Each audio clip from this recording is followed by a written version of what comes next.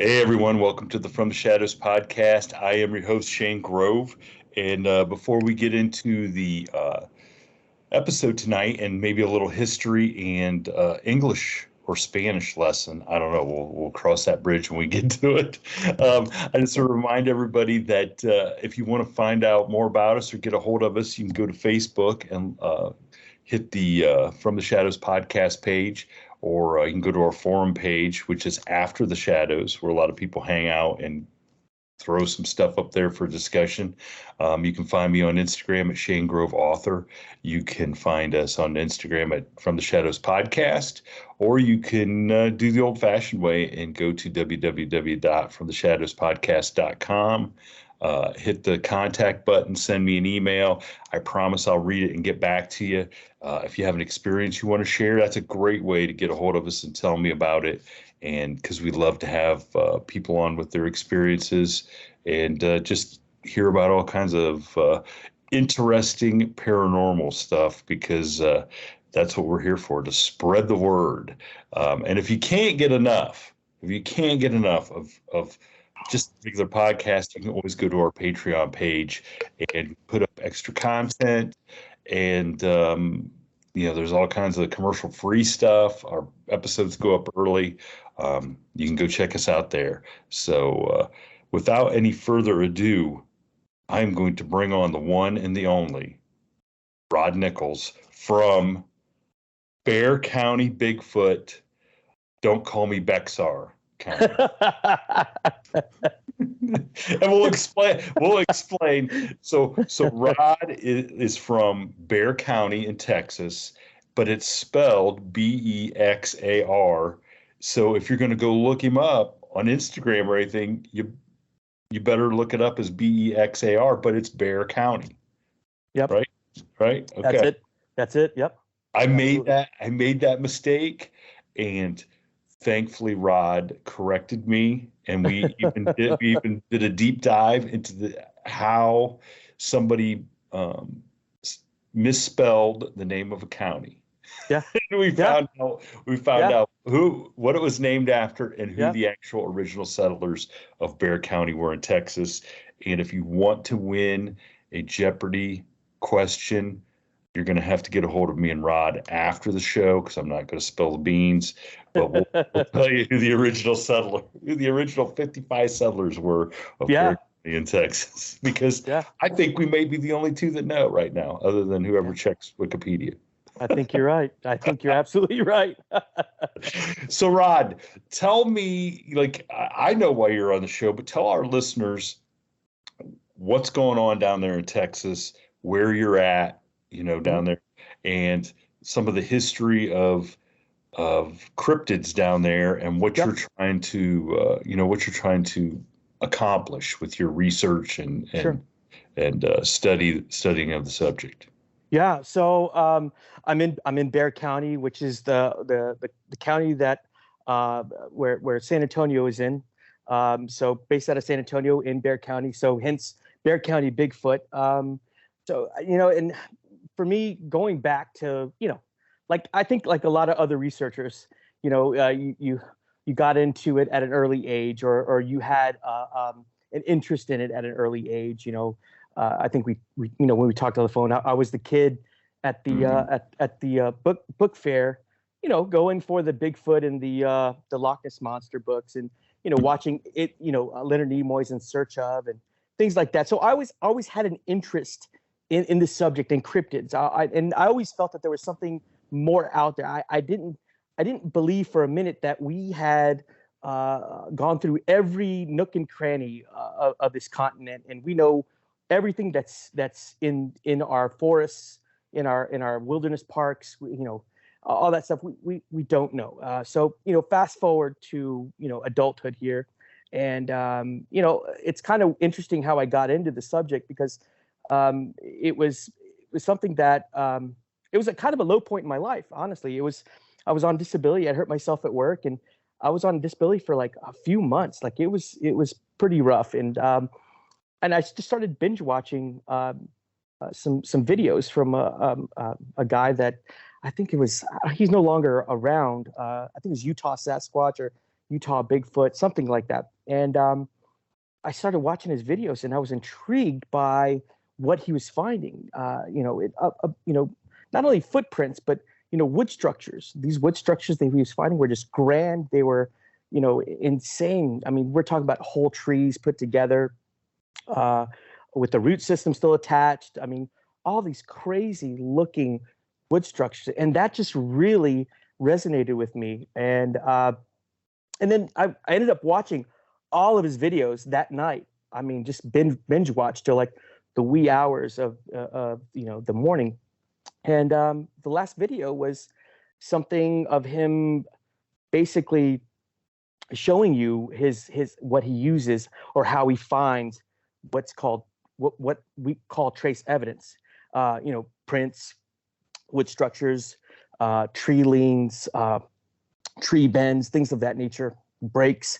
And he broke it down, and he said, hey, look, if you think that this is, if I'm making this up, if this is a hoax, and, you want to find out how I find these things, this is what I do. This is how I find them. You go out. I've equipped you with the tools. You go out and find for yourself. Go see for yourself, basically. So I took it to heart, and I used the same methodology, the same protocol that he used. And the next morning, where I went out to go find a wood structure, I found one using the same protocol. And I thought to myself, is this just by chance? I mean, did people put this together? Am I tripping out? Like, because for me, going out to find something that somebody has shown me, how to find, and being in San Antonio, nobody thinks about Sasquatch in our area. Nobody does. I mean, we talk about East Texas. That's a hotbed. There's a lot of activity there. Washington State and Northern California.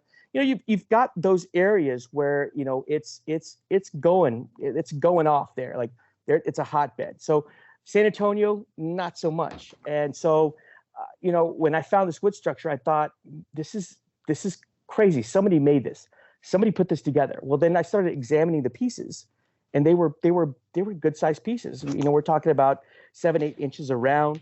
Some of these pieces were in excess of like 9 to 10 feet, maybe a little bit more. And it was more or less like I would say more like an A-frame structure, where, obviously it's like this type of thing. And I examined the area. The area was clean. There was inside of that wood structure, it was, the leaves were very compressed, looked really flat, like something with weight had been in there, at least from what I thought. And then there was a tree stump right next to it that was probably about 3 foot tall, and it had been whittled away at the middle. It looked kind of like an hourglass type of shape, and it was it looked like something had been chipping the wood off of it, the bark off it, and some of the wood with some of these rocks that were close by. And it just really it really blew my mind. And then from there, I started just tracing my steps of where I've been, and then looking at the lay of the land. And what I found was that a lot of this activity is happening around this creek greenbelt that goes in and out of the city. And for me, that made sense, because if I was somebody that was looking to conceal myself, and white-tailed deer is abundant here. They're all over, and they use the creeks and greenbelts as well to travel in and out. These white-tailed deer. So, it was the perfect storm for finding some trace evidence, traces of alleged activity. And from there, I just started getting into it more and more. Started documenting wood structures. And then, I had somebody that came alongside me that contacted me, because I was posting a lot of this stuff on a page that's on Bigfoot. That's a Bigfoot page on Facebook. Sorry. And it was a wildlife biologist that said, hey, you're finding some really cool stuff. Would you mind showing me like what you're, where you're finding this stuff? I'm really interested. I'm a believer as well. So took him out and showed him everything that I had found, and it blew his mind. He had no answer for me as to, what was doing this, because I questioned him a lot. I thought, well, homeless people, would this be homeless people? And he's like, I can't say, because these pieces are huge. Some of these pieces have the root system still attached to them, so that tells me something pulled this tree out of the ground and pulled these other pieces, together, and they made these structures for some reason. But there was no, signs of human activity, beer cans, cigarette butts, fires, nothing like that. So I knew I had something. I knew I took a wildlife biologist with me, and it blew his mind. So I knew I had something. And then out from there, I've just been continuing documenting wood structures. And that's kind of been my main thing. That's been one of the things that I can really, I guess, and this is from encounters that I've heard and sightings from other people and in different states where they've said, I found these really weird looking wood structures on my property, or in this national park. And after that, I had this sighting. I had this encounter with this creature. And when I heard that, I thought, there's something to this. So I kept on documenting, and that's where I've kept it. And more notably, last year, I'd say about a year ago, this month, I did a couple of castings of some prints that I thought were very interesting. I ended up casting those. So when I started doing the casting end of things, I thought to myself, there's more to this, and I'm seeing prints, and I'm able to cast some of them, and then I've got these wood structures, and then I started looking at the area of where I'm researching, and understanding that there are underground caves and caverns at one point of this creek greenbelt, where I think you could, if you knew where to look, or if maybe it's a hidden area where these things can get into and get underground. I thought that makes sense to me. If they're residing during the day underground, which, by the way, San Antonio sits on like over 700 caves and caverns. And then more notably, we've got something called the Edwards Underground Aquifer, where we get our water. But that underground cavern stretches from San Antonio to Austin. We're talking about, I want to say like 80 miles? That's huge. It's giant. That's right. Yeah. So if we're talking about a cave system that goes in and out of San Antonio, it's giant. San Antonio basically sits on underground caverns.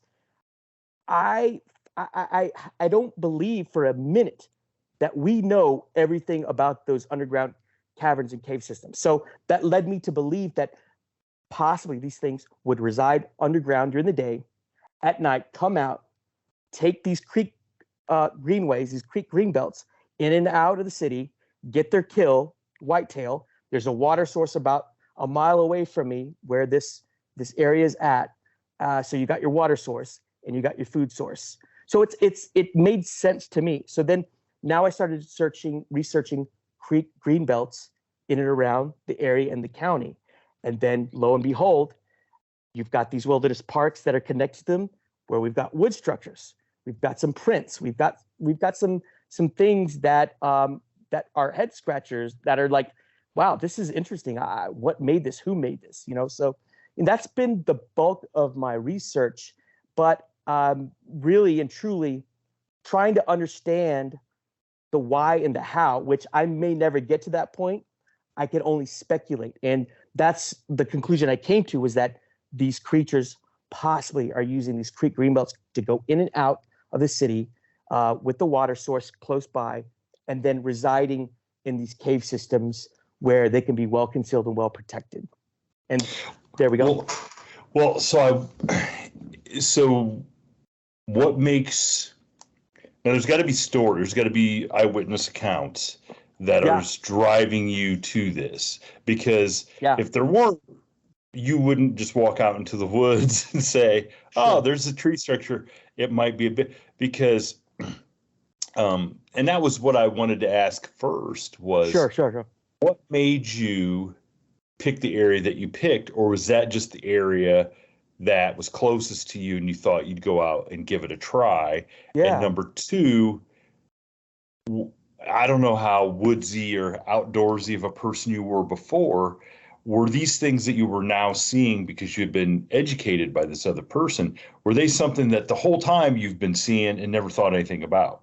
Were, Yeah, you yeah, just, it's kind of like when you buy a car, and then yeah, every time everybody that passes you seems to have the, then you see yeah, that car. yeah, yeah, yeah. That's Yeah. true. That's very true. Yeah. So, yeah. So to answer that question, I was kind of an outdoorsy guy. I loved camping. I loved. Now, the other thing is, I'd never seen anything like this. I'd never seen wood structures. Chances are I'd passed by them and really never really paid attention. Uh, Hmm. so I can't say that I had seen these things and sat there and said, I wonder what this is. I've never seen this until, somebody brought it to my attention, which Hmm. was, this one researcher. So that was something that I had never really I could never say like I've seen these things and in passing and just never gave it a second thought. So that was one thing. I think what really got me more interested on top of that was there's a famous encounter. It's a 911 phone call of a homeless couple that is more west of me. And they were coming back to their campsite. It was a wooded area further northwest. And they came across this creature that had a fresh kill. It was a whitetail. And it was eating that whitetail. They came traipsing through and saw this thing. This thing saw them, stood up, grabbed the deer, threw it over its shoulder, screamed at them, and ran off. They called 911 and they were asked for animal control because they thought a gorilla or some type of animal had escaped, you know, and Oh, they smokes. they were looking for animal control. And you can listen to it on YouTube if you look it up, San Antonio 911 Bigfoot phone call. And this lady, she sounds, pretty serious. And you know, so from there, knowing that, I was like, well, there's something going on here. But more notably, I talked to Ken Gerhard a while back, and I was watching some of his presentation at a conference, and he has some history Hmm. of these creatures being seen in San Antonio around an Air Force base that's no longer around. There was a family on a piece of property. It was wooded. It was up against a wooded area where I believe there is a river that goes kind of by that area. And one person had seen, I guess, what you would describe an adult size Sasquatch. It was very vague, by the way, because obviously these people aren't prepared and they Yeah. don't know anything about this stuff. And then there was another lady that had seen one of these creatures sitting on her back porch, and it was a juvenile, as from what she was describing, a smaller Sasquatch-like creature. And she shooed it away, which is kind of funny. The whole story where she told it to get out of here, and then it looked up and ran off. So That's great. That's yeah, like she didn't even think like yeah, it's like, oh, just get out of here, you kid, kid, get out. yeah. It was like just like shoot, shoot, shoot, and this thing looked up and oh, pop and took off. So listening to Ken and some of the history that he's gone through and researched. There is a history of these creatures being seen in San Antonio and in the Bexar County area. Now, my area, and I just happen to live right on this major creek, and it's a very well-known creek. I'm not going to really say which one, but it's a very well-known creek, and it's historically it was used by the Native Americans to go in and out of San Antonio. So it was like a highway in a lot of ways for Native Americans, for fur trappers. So it has history as being used as a highway. So I happen to live like right on this creek, like a stone's throw away from this creek.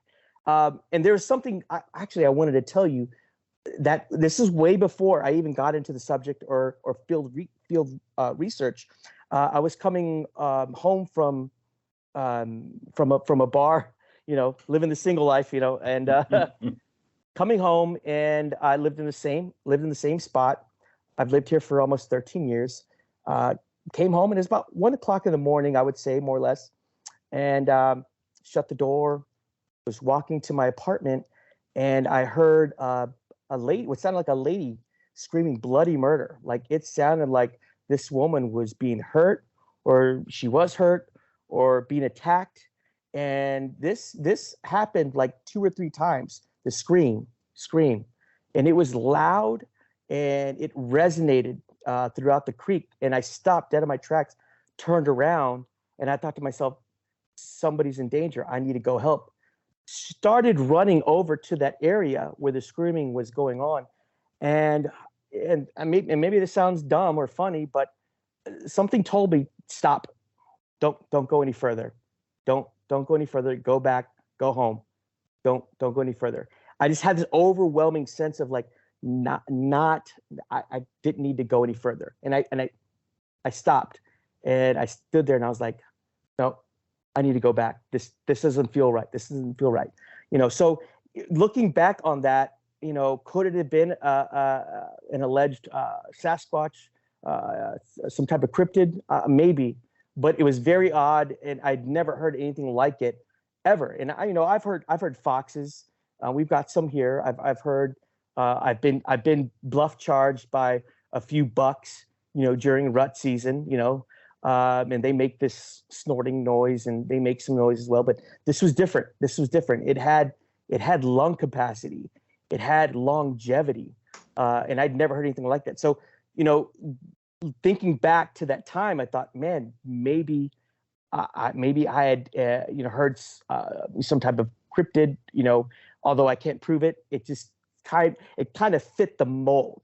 So for me, and you definitely. There was the moment that you thought it might have been a woman in danger passed as you were going. You like knew that it wasn't, It something just didn't feel right. It just didn't really feel right. And I remember the overwhelming sense of like, stop, don't go any further.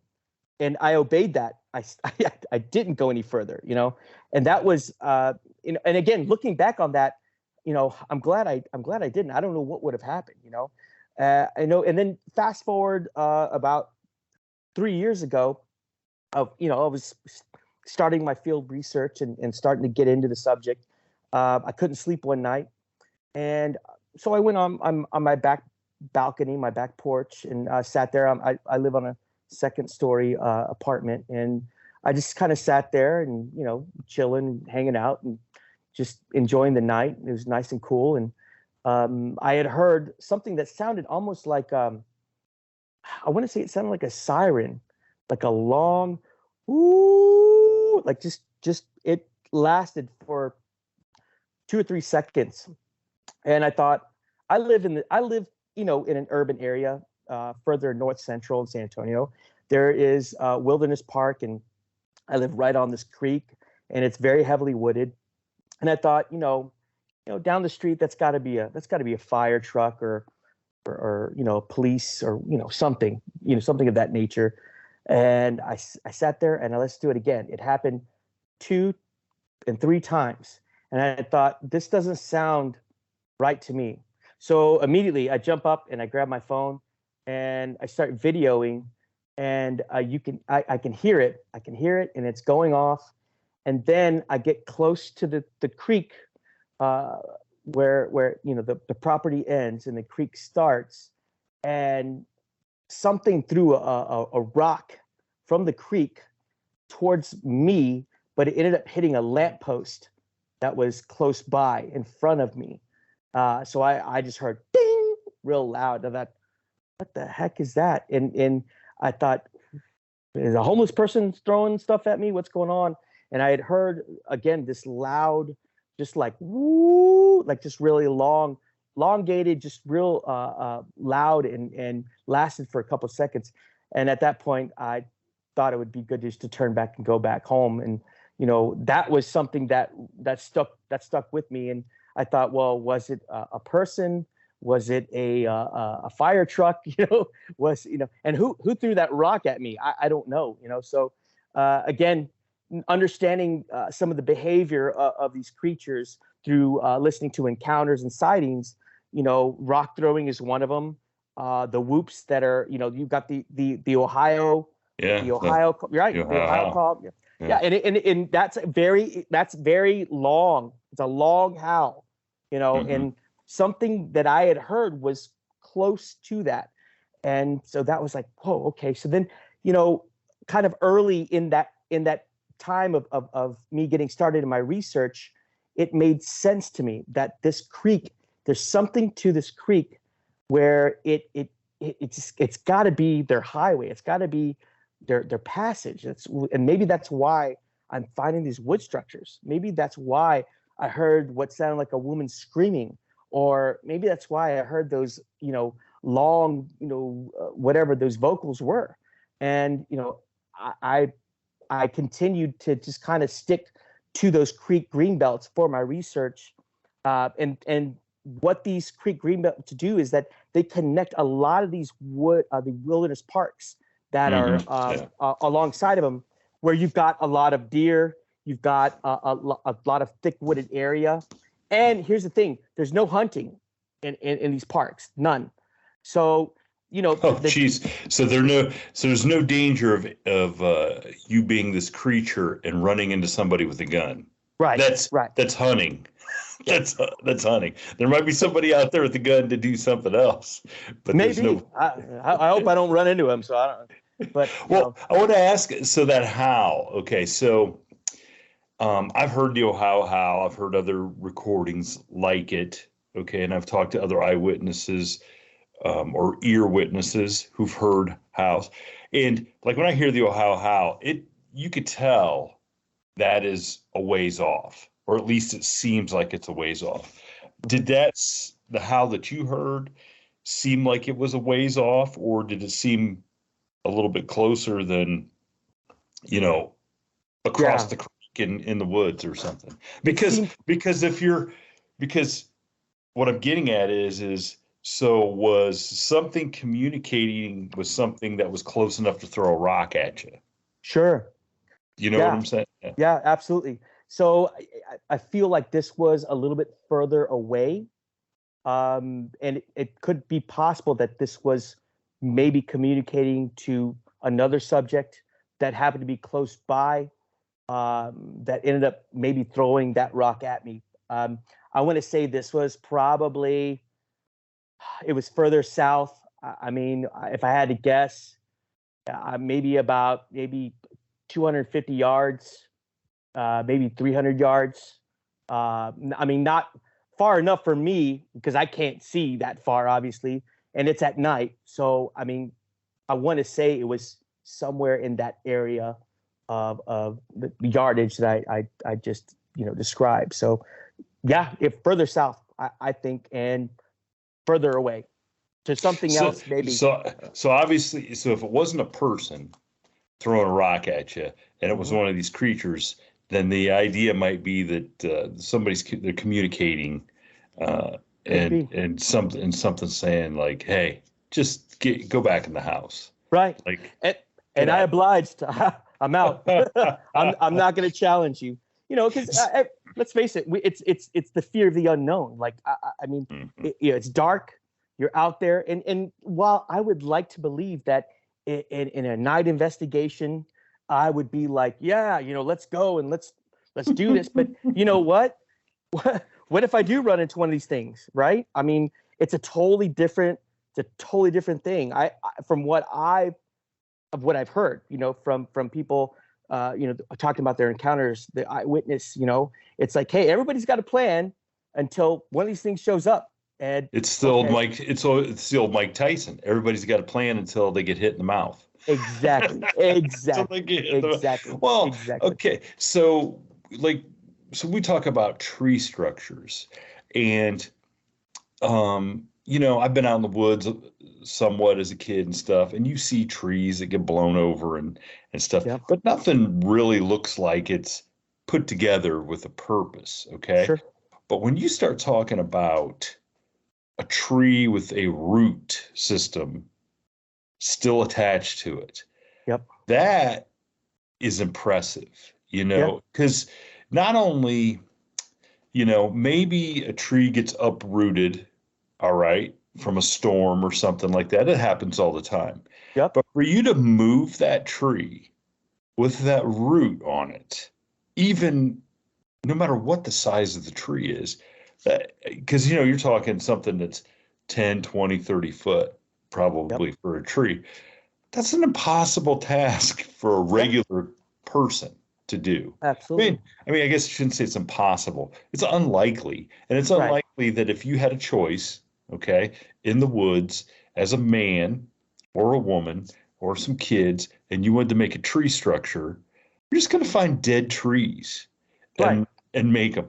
Well, you're not going to go and take something that's almost impossible Yep. to move to use to make a structure. So when I hear stuff like that and hear people and they show me pictures, that's when I start really putting credence into, okay, what are these structures? Because Yeah. I think Yeah. that, if you're in a high traveled area or a place where people camp, there's probably a 50-50 chance somebody's out there and has made a teepee, has made a sort of a structure to provide some protection or something like that. Sure. But yeah, when you're talking about like people putting something together with a big root ball on it, that's a whole different. That's a whole Totally. different Totally story. different. Yeah, Totally in different. my book. Now, what do I know? I don't know jack crap. Okay, You and but me, you and me both. yeah, I'm just along but for the ride. yeah, yeah, and that's kind of But I mean, you talk to enough people and you see enough pictures and you hear enough stories and you're just like, okay, you can start piecing stuff together. And I mean, and I Absolutely. talk to people who I mean, this is all they do is research this subject and talk Hmm. to people and take Hmm. eyewitness accounts and stuff. And and I hate to break it to people out there, and I think you'll probably testify to this. There's not a lot of money in Bigfoot research. No. It's not like when you go out No. and do your walk in the woods. Yeah. Okay. You Yeah. get to come back and say, well, here's the time card. I'm going to punch it in. I'm going to get paid for this. You're You right. know, some Right. people go out and they talk about it and they sell books and stuff. They're not getting rich, No. you know? So this is for a lot of people. Now there's people trying to hoax stuff, but Sure. but for a lot of the people that are genuine, like Ken Gerhard, this is a labor of love and they want to find answers Yeah. and there's certain things that they've come across in their career. Like almost every one of these uh, big time researchers or authors and stuff, they've come across something that has set in motion their journey that Yeah. they just, whether it was an eyewitness account they had or somebody they talked to that just said, okay, there's something here. I Yeah. gotta go research this. And and you're lucky you can reach out and go see Ken Gerhard. I Yeah. mean, he's a wealth of knowledge, wealth of knowledge. He is, and more recently I've connected with Lyle Blackburn as well, and I've got his hat on right here, and he's been a big support. Ken is a part of the San Antonio Zoo.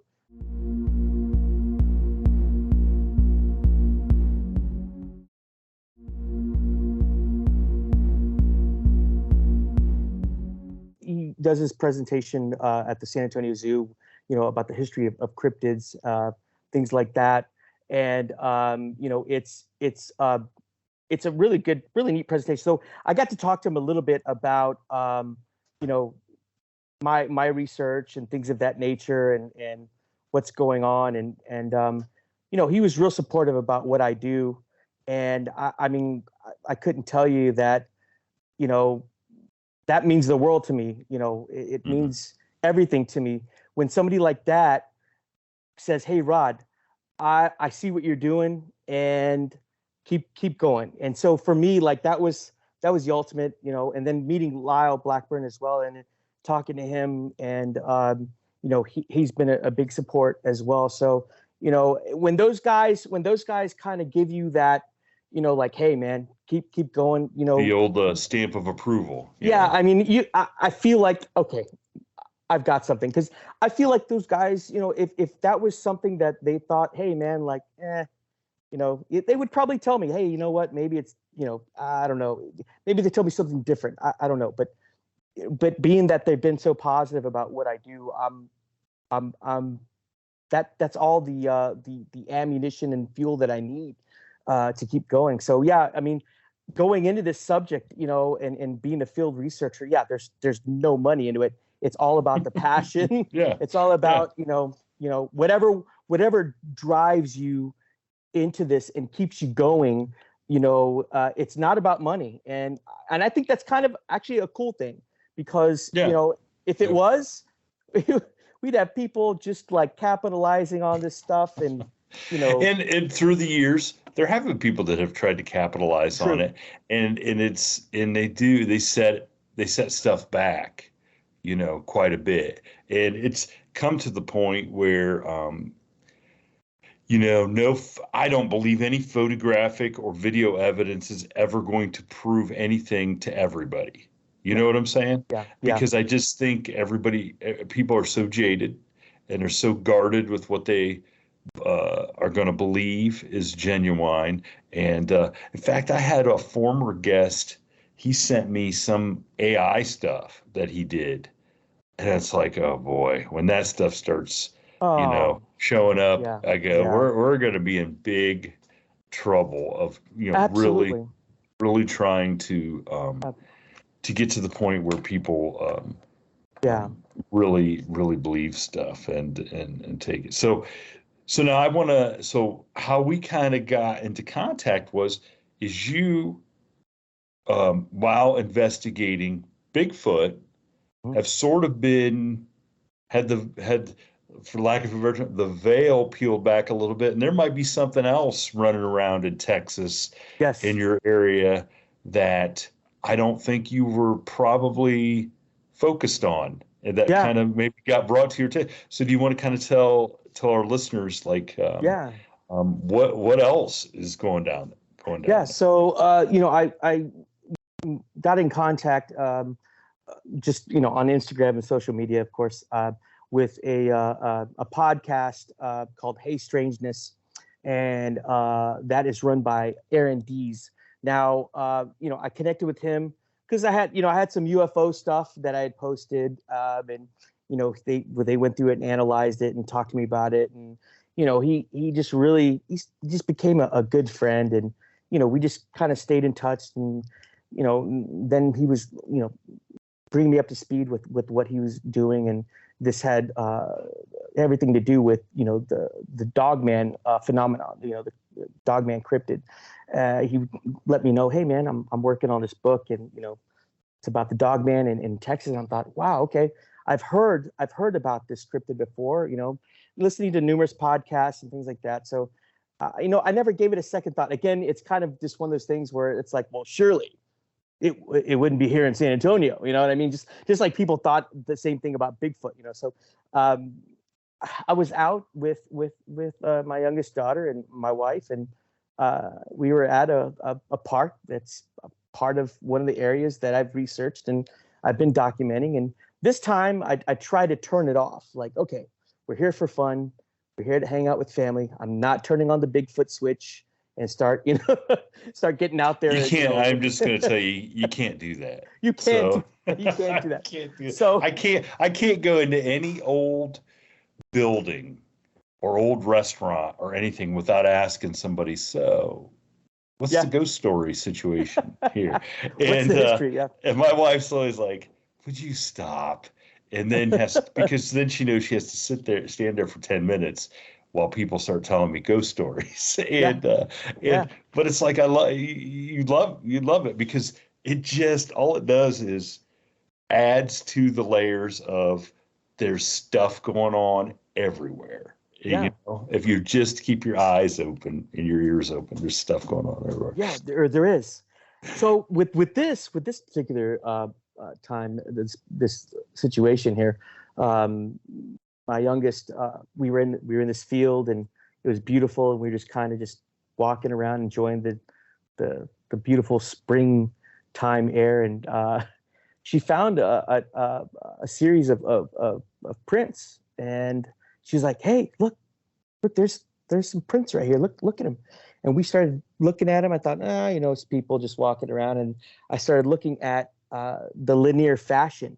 It wasn't a normal human gait from what I know. It was in line, and these tracks were probably about 14, 15 inches long, and I started seeing a little bit of these indentions, and I started just following them, and I was like, well, let's check it out. Let's see let's see where these things lead. And it really led us into a lower area, a holler, and lo and behold, once we got into that area, there was like 6 or 7 wood structures that were just, some of them were enormous, some of them were a little bit smaller. I mean, we're talking huge pieces with whole trees with the root ball system still attached.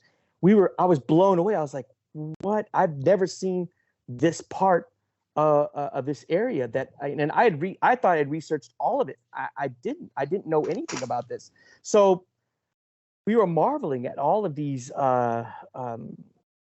wood structures, and I mean, I was just blown away by it. We were just like, wow, tripping out on this stuff. And then it started getting a little dark. It was heading towards evening, and my youngest was like, "Hey, let's go. She was adamant about leaving. I want to go. I don't feel right. I don't feel good. I feel like something is watching me. We need to go. And I'm like, wait, hold on. Like, all right, me being the dad, like, calm down. You're gonna be okay. It's okay. You're just, it's fine. But she was adamant. We need to leave. I'm telling you, there's something watching. There's something watching us. I feel like I'm like, all right, fine. So before we took off up the trail back up into where that field was, where we were kind of hanging out and walking around, I happened to look down, and there was a print that I had never seen. That looked like a canine print, a huge canine print, and I thought, maybe it was a big Great Pyrenees walking around, or I don't know. But this thing was different. It looked like it maybe had some claws to it. And it was about 3 digits, I believe. And it looked like a dog print. It looked really, like, to me, it looked like a canine print. And so leaving as hastily as we did, I stopped for just like a minute just to take a picture, and I quickly put my boot right next to it for scale and for size, and I took pictures of it, and we took off. Well, I ended up looking at that picture, and I thought, this is really odd. I didn't have time to really go look any further to see if there was any more, but at that time, I just knew what I had to do was just take that picture. I sent it to Aaron, and he was like, "Dude, this is crazy." And I'm like, what do we got? What do you think? He's like, well, this is kind of in line with some of the alleged Dogman prints that had been found by people that had encounters, sightings of this creature. So he took interest in it and asked me if he could have permission to use that photo and everything else that I had been researching as well, and ended up putting me in the book as well with that photo that is in the book with my size 10 boot right next to it. And then it actually ended up in the documentary as well, that picture of that print. So and we're talking about the Dogman Triangle, the Dogman Triangle. It's a Texas, because we had Aaron on, and which was a great interview.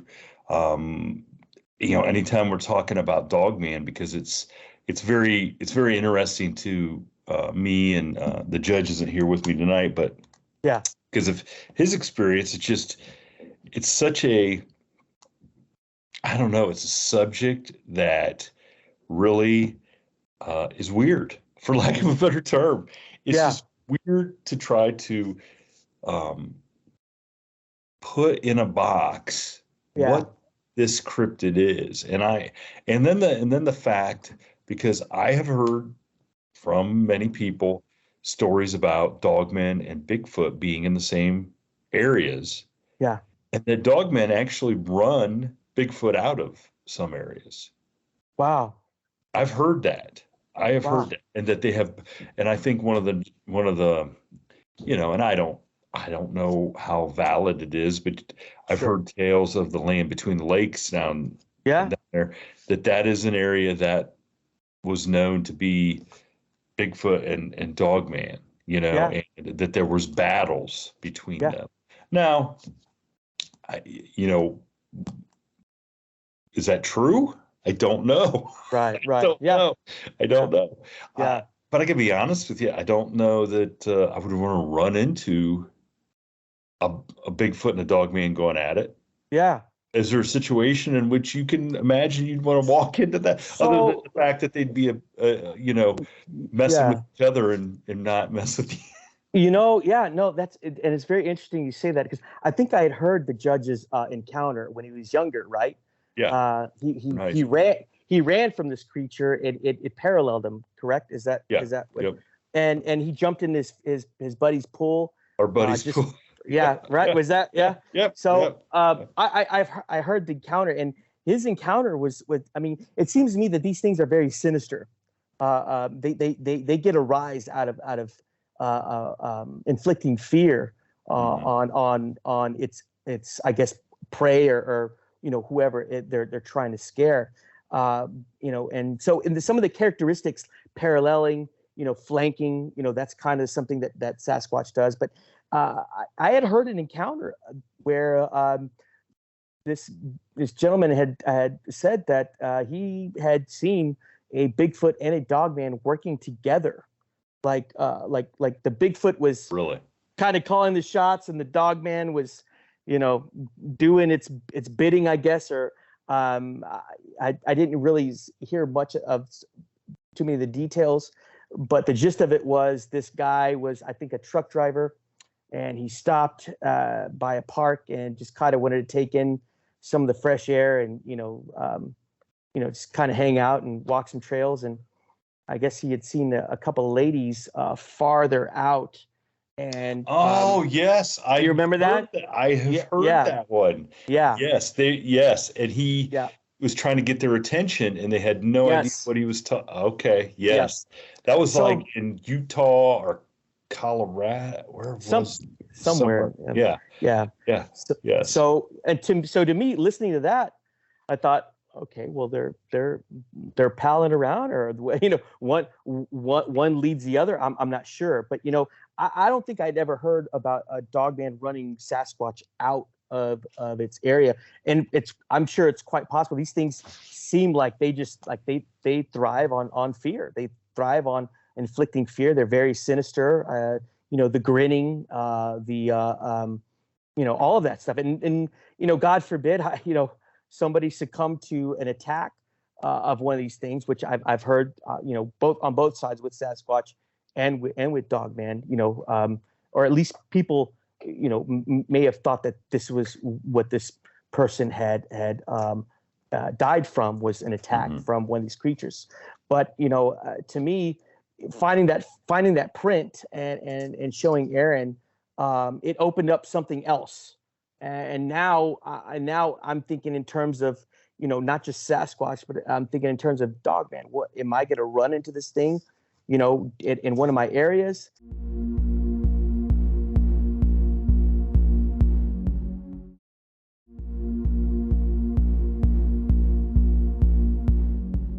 Now there's a little bit more alertness, and just it's me and my wife that go out and do this, and I've thought about bringing in another person that I think I can trust, to be with us. So what I do know is that in numbers, I think we're a little bit better off with these cryptids versus being alone. Are you the slowest member of that group or the fastest? Oh no, I'm going to be the fastest. Because look, I don't even. I gotta be honest. I don't think that really the normal human being, if any of these creatures really want to inflict harm or death, there's nothing anybody can do. No. Sure. I mean, unless you have a weapon, and then I've never even heard of weapons. I mean, when you hear people that have shot them and seen the bullets Yeah. hit the creatures and it does not kill them, what are you going to do? Yeah. And I know in the judge and I and some of our research that we've done and his encounters, and then we're fortunate to talk to Linda Gottfried. Oh, wow. On the pod, we had her on the Wow. podcast, and Oh, wow. we actually talked to her a little bit through emails and messages, and asked, she was very gracious with that. I mean, we almost think that like the judge's encounter was more spiritual, because we found out after talking to Linda Gottfried that the area where he was running, unbeknownst to us who grew up there and lived there our whole lives, there was 2 Indian burial mounds. Wow. Okay. And that was the research that Linda had done, that the conclusion she was starting to come to, where there was a correlation between Indian burial mounds and grounds and these dogmen, to where she thought they were almost the protectors of these areas, and they were there to kind of escort you away, get away from here, which and maybe who knows, and it's, if it's a spiritual thing, I've had some ghost encounters. I know hundreds of other people have. People experience paranormal ghost stuff in different ways. Okay, from hearing something to hearing hearing something physically happening, to seeing something physically happen, to see a manifestation. There's no like standard. Right. Right. Yeah. And so I almost think that some of these dogman encounters, if that's what they're tied to, people experience them in a very physical manner, even though it's paranormal, if that makes sense, even though it's, it's paranormal. So well, I don't know. If you look at, let's see, if you look at the Ron Moorhead encounter, the Sierra Sounds, you've got a language, you've got vocalizations, that's well notated, it's recorded, but he also describes, seeing orbs, things of that nature in that area. Is it tied to Sasquatch or Dogman? I think there's, and there's 2 sides to this too as well. You've got the people that believe fully that this is a supernatural creature.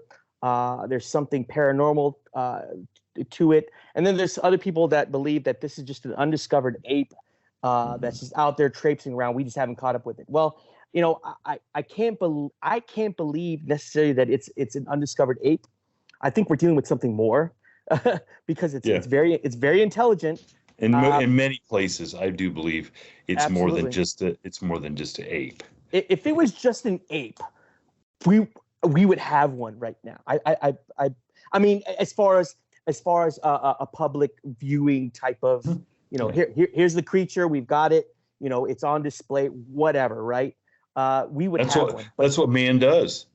We go and capture stuff and put it on display. We capture things and we destroy it, basically. So, but listening to several encounters, I mean, so many encounters, eyewitness reports from just different podcasts alone. I mean, there is something more to this thing, and I also think that there are other or I'm going to say, dare I say, subspecies.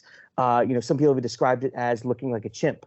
Some people have described it like looking like a baboon. Some people have described it like looking more human or more gorilla-like. So, and I think this varies from region to region as well. So I think there's a lot more to this creature than what we know. But also too, I think, to say that there's a paranormal or a some type of element like that, supernatural element, I don't think that's far-fetched, because there's a lot of encounters where they said, I saw this creature, it was terrifying, and then afterwards I saw this orb come through, or these lights, or something really odd right after or before the encounter. So, and then there's other things, of course, as well, that people have said, this thing just disappeared right in front of me.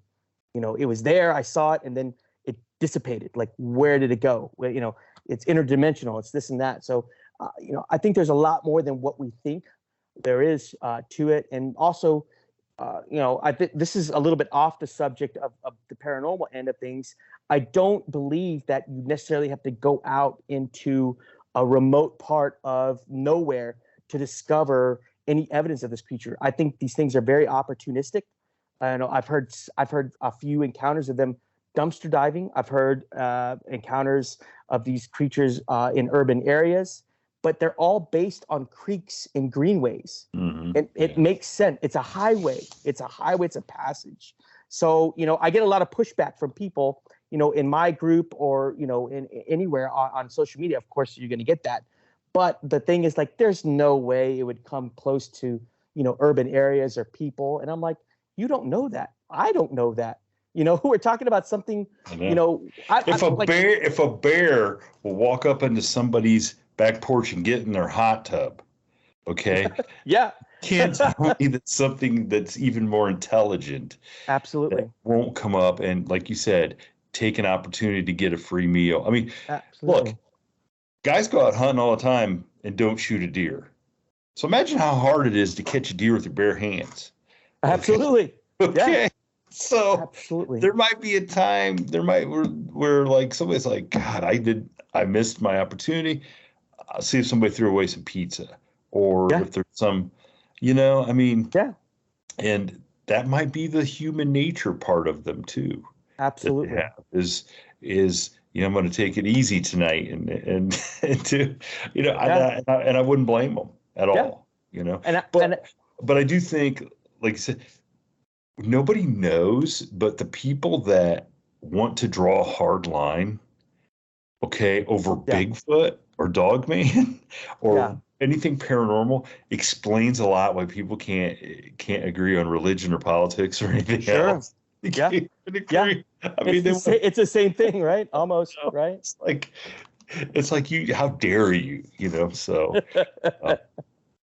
no, Ron, I'm glad you reached out to us. This has been a great conversation on the subject of Bigfoot and Dogman. Yeah. And I've really enjoyed, like, some of the stories that you shared, because I know there's a lot of crazy stuff in Texas.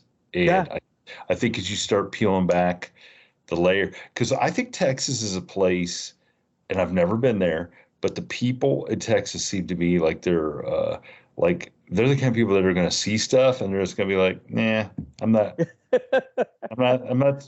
Yeah. I saw it. I'm not talking about it. Yeah. Because we got other things to do. And I think that's why I put my feelers out there with my Facebook group and other pages that I follow that I feel are pretty legitimate, and they're you're always going to have, we talked about this, there's always going to be that troll element anywhere on social media. It just happens. But I put my feelers out there to try to find anybody that may want to talk about an encounter.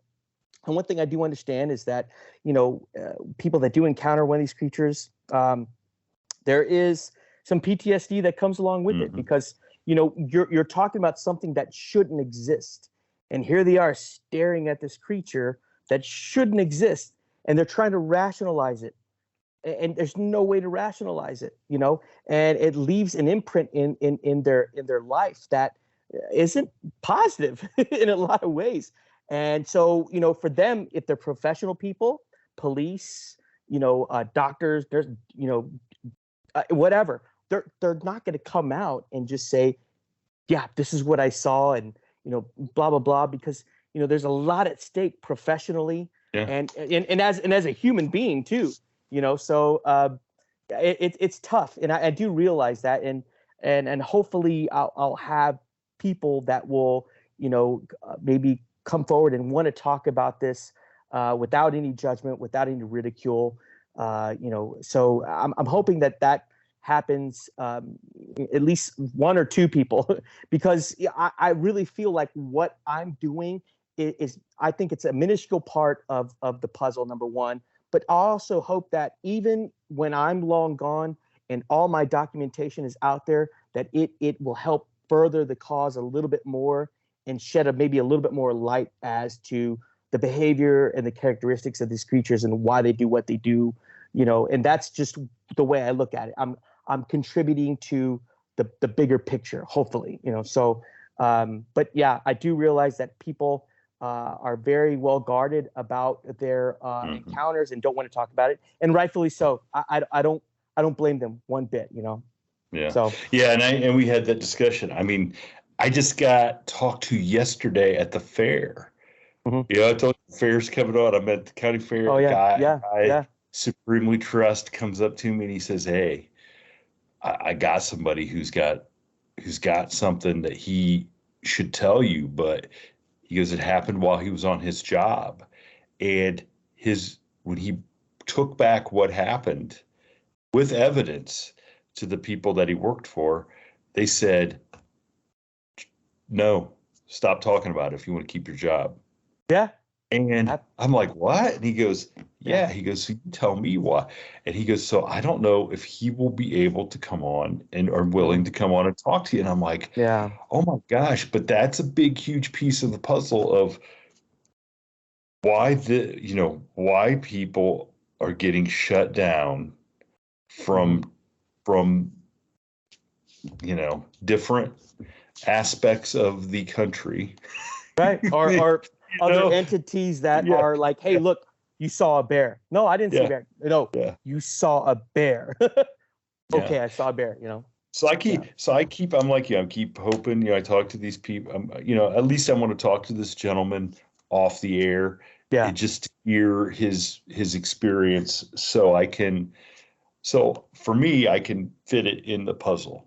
Yeah, absolutely. And just kind of, have that knowledge. Then the next time I talk to somebody else who might be in that same situation, but yeah, it's a shame that people, don't feel like they can come forward. But we didn't even get to talk about the UFO sighting. But we will save the UFO sighting because I video up on your Instagram page. Yeah. That video that I saw the other night, that's on your Instagram page, right? Yeah. Yep. Okay. Yep. Okay. So we didn't even get to talk about it, but go. We'll put a link to Rod's, the Bear County Bigfoot, even though it's spelled Bexar. Okay? It says Bexar County Bigfoot, but go check it out. Check out, he's got a crazy video of a UFO sighting that you and your wife and your daughter had, right? Right. Yep. So go check that out. Send him a message, ask him about it. I'm sure you'd love to talk to people about it. But like I said, we'll put a link up to your Instagram page so people can get right there, because that's a cool video, and that's another subject that I think we could talk hours about. Oh, absolutely. It's UFOs, but no, Rod, I appreciate what you're doing down there, and I hope that you stay safe. So far it sounds like you're listening to better judgment, and but I will, I'll be curious when you have that first actual visual sighting. Yeah. How you feel about that, and I expect you to come back here and tell us all about it. Oh, I'll definitely tell you. Absolutely. So, well, thanks again, Rod. I'm glad we got to talk. Thank you. It was an honor. Thank you so much for having me. Thank you for tuning in to this week's episode of the From the Shadows podcast. Until next time, never shy away from the darkness or what may be lurking in the shadows. We are out.